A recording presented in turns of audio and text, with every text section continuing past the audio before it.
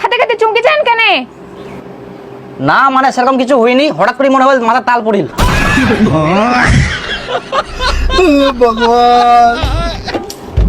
বাবা এবার তাহলে পাটের দাম ভালো পেলেন, কতলা পাট হয় এলাতে?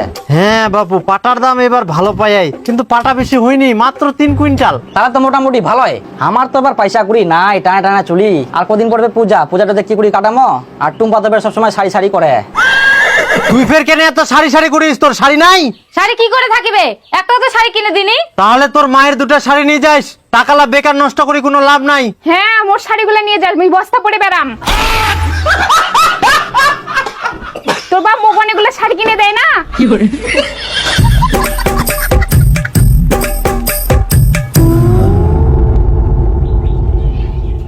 বেটিক দুটো শাড়ি দিয়ে দুং, মোক তাহলে দুটো নতুন শাড়ি কিনে দিস। হ্যাঁ টাকালা হুন্ডি চলে না, তোকে মুই শাড়ি কিনে দেব।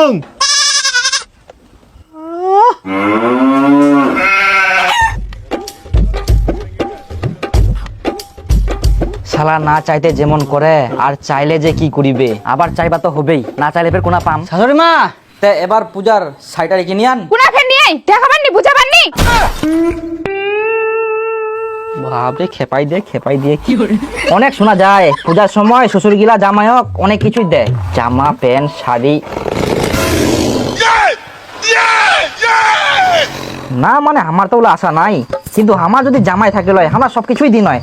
জামা হোক, প্যান্ট হোক, ঘড়ি হোক, সাইকেল তো নাই, বাইক দিয়ে দিন হয়। পূজার সময় জামাই গিলা শ্বশুরের ঠিনা অনেক কিছুই আশা করে, কিন্তু শ্বশুরেরও উচিত জামাই গিলা মন খোলাই দেওয়া। কই কোনা গেল কে শ্বশুর? বুঝান কোনা যে ফের গেল। তুই মুড়ি গিলা খা, মই দেখি আসুন কোনা গেল। এ বাপরে এতলা কাজ হ্যাঁ নাই দেওয়া যাক। আমার যে দাদু ছিল, আমার বাপক যে কত কি দিত পূজা আসলে, জামা কাপড় জুতা একটা বাড়িটা ভরাই দিল। আর জামাইক দেওয়া উচিত, জামাই হচ্ছে ঠাকুরের মতো, পূজা করা হয় জামাই ষষ্ঠী। দেখো কারো বেটা থাকিনি, আবার থাকিলেও ছেলেপেলে দেখিও পারেনি, তখন কে দেখবে? ও একমাত্র জামাই দেখবে। এই জন্যই সবসময় না হইলেও পূজার সময় অন্তত জামাইক জামা কাপড় দিবার দরকার।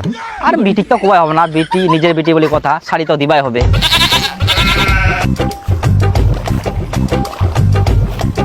ঢুকাও ঢুকাও, জল তো ভালোই ফেরা, টাইমে টাইমে জল ফেরায় না। হ্যাঁ বর্তমান দিনে শ্বশুরের ঠিনা জামাই গেলা এখন আশা করিনি, কোনো কিছু আশা করিনি, অন্তত মুই আর কি। কিন্তু শ্বশুর যদি দিবা চাই তো ওটা তো অবশ্যই নিবা হবে, কারণ শ্বশুর ভালোবাসি দেয়। শ্বশুর হচ্ছে বাবার মতন, আর বাবা যখন বুড়া পড়ে যাবে সম্পত্তি গিলা কে দেখবে কদিন? তোমরা ফের কোনা আসে হেন? তা তোমরা কোনা যান?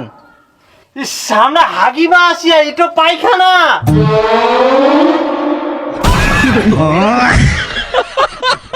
অবস্থা কি লোক মানুষ।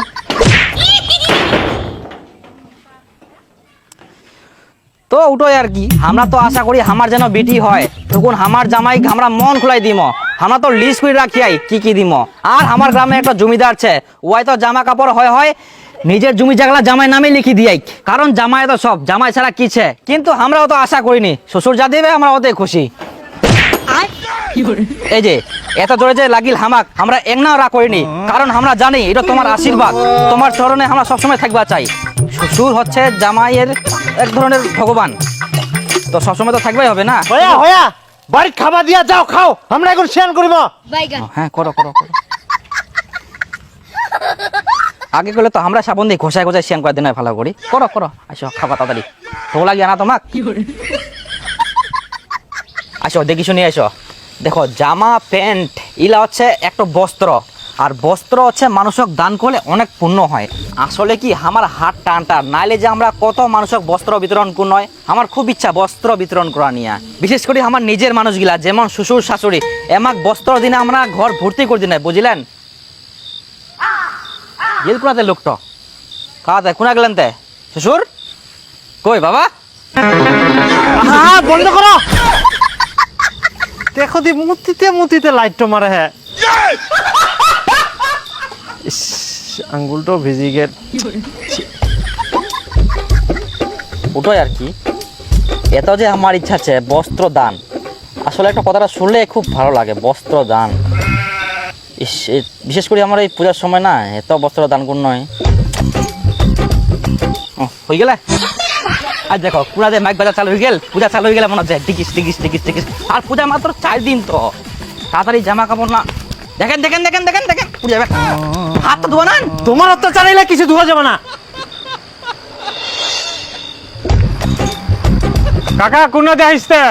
এই তো একটা বাজার করবা যাও। শুন শুন শুন শুন এক না শুন। এই একটা যাবা হবে তাড়াতাড়ি, দোকান লাফের উঠে যাবে। হ্যাঁ যাবতে যাবো, শুন এক না না। হ্যাঁ হ্যাঁ কয়েক কয়েক কাকা আর কদিন পর তো দুর্গা পূজা, তো জামাই কি দিলুতে? না কিছু দুংনি। কিছু দিসনি? তোর জামাইটা এত খাটাখাটনি করে কুর, সবসময় দেখা পাও কাম করা নিয়া, তাও কিছু দিসনি? এত ভালো জামাই কুন না বাবু, পূজার সময় তো কিছু দিবা হয়। আচ্ছা থাক। আচ্ছা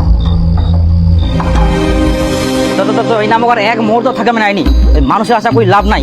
ব্যাগটা ধর, দেখে এত কাম করে দিন কি দাড়ি কাটার টাকাটাও দিলে নি এক নাও, এত খরচর লোক হইলে হয় নাকি? ও জামাই তোমরা বাড়ি চলে যান। হ্যাঁ তোমার জন্য আমরা পূজার বাজার করে আনি না। দেখো জামাই, তোমাকে তো আমরা কোনোবার দিবা পারিনি, তো এইবার পূজার জন্য নিয়ে আসি। একটা দেরি হয়ে গেল, কিছু মনে করেন না। না না না না দুজনের আছে আর কি। আচ্ছা আচ্ছা ভক্তি দে। আচ্ছা আশীর্বাদ করি, ভালো থাকো। হ্যাঁ যাও যাও, দেখে শুনে যান। হ্যাঁ হ্যাঁ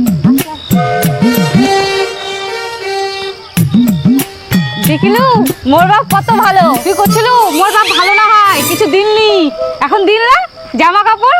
হ্যাঁ দিল না না হয় মোর জন্য পালু, মই যদি ওই বুদ্ধিটা না কর নই। কোন বুদ্ধি? চৈতন্য দা মোর একটা কাজ করে দেবো, তো মই একটা চা খিলাম। আচ্ছা কি কাজ কদি? কাজ তো কিছুই নাই, খালি মোর শ্বশুরক একটা কথা কব। কি কথা? খালি এত না কব হবে। আচ্ছা চিন্তা করিস না, হয়ে যাবে। চ তাহলে চাটো খিলা। এখানে চা খাবো, কামটা না করতে, কামটা আগে করতে তারপর আমি চা খেলাম তো তুমি। আচ্ছা আমি যাও কাম। আচ্ছা যা যা। হ্যাঁ কাকা তো এফকাজি বাজারত যায় না, দাঁড়াও নি। আর কদিন পর তো দুর্গা পূজা, জামাই কি দিলুতে? না কিছু দুংনি। এত ভালো জামাই কুন না বাবু, পূজার সময় তো দিবা হয়। হ্যাঁ কইলে তো হবে না। চ পাওয়া তো গেল, নালিখানা পান হইলি। বাপ রে বাপ, কত কষ্ট করা গেল এইলার জন্য। জোরে জোরে হাট। চ চ চ চ ফটাফট চ, বেলা থাকতে চলে আসা হবে। একটা টোটো নাই। দেবুদা বৌদিক নিয়ে কোনে যাচ্ছি তে? এই তো মেলা দেখিবা।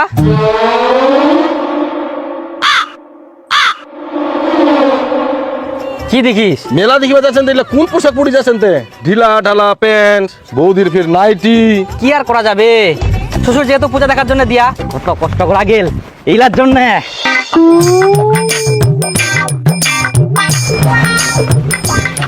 দেখা যাক কি কি দিয়া।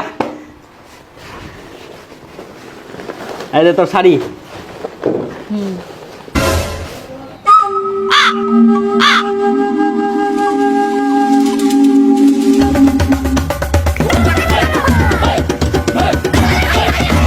এলা তো শ্বশুরের পুরাতন জামা প্যান্ট গিলা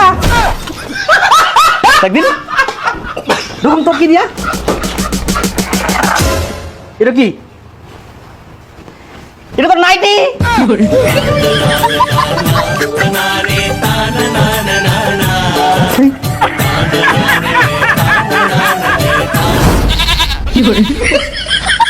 আচ্ছা তোমরাই কও তো এগুলা পিনতে মেলা দেখবা যায়? কেন দেখা যাবে না, তোর বাপের তো এলা পূজা দেখার জন্য দিয়া। চো হাটে খুব পড়িল মেলা দেখি, মেলা দেখা যাবো, মেলা দেখা যাবো। তো প্রথমে সরাইয়া ঢুকিম, তারপর অমর সঙ্গ, তারপর তরুণ সঙ্গ সব দেখিম, তারপর চলে যাবো গঙ্গরামপুর হাট জোরে। আর বেশি কিছু খাবো নাই।